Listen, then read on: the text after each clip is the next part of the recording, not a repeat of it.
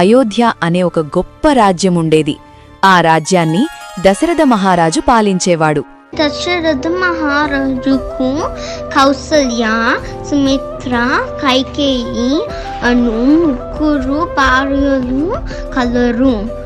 చైత్రమాసం శుక్లపక్షం నవమి తిథి రోజున కౌసల్యాదేవికి ఒక తేజస్వంతమైన బాబు పుట్టాడు. ఆ బాబే సాక్షాత్తు శ్రీ మహావిష్ణువు అవతారమైన శ్రీరాముడు.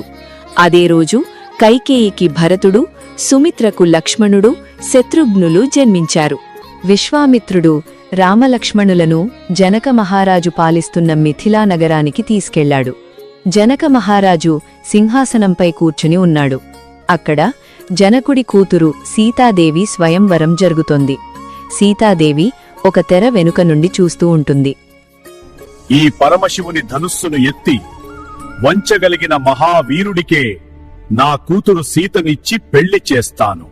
ఎంతోమంది బలశాలులైన రాజులు ఆ విల్లును ఎత్తడానికి ప్రయత్నించి కదపలేక అవమానంతో తలదించుకొని వెళతారు.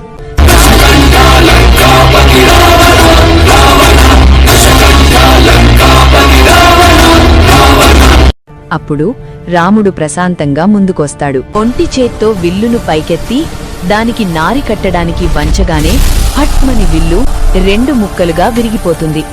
రాముడు సీత ఒకరినొకరు చూసుకుంటారు. సీతాదేవి రాముడి మెడలో పూలమాల వేస్తుంది.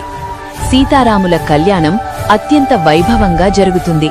సీతారాముల కళ్యాణము చూతమురారండి, శ్రీ సీతారాముల కళ్యాణము చూతమురారండి, సీతారాముల కళ్యాణము చూతమురారండి.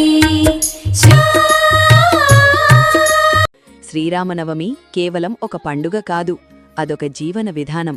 రాముడు మనకు ఆదర్శ పురుషుడు. ఆయన జన్మించిన రోజున మన హృదయంలో కూడా ధర్మం పుట్టాలన్నదే ఈ పండుగ సందేశం.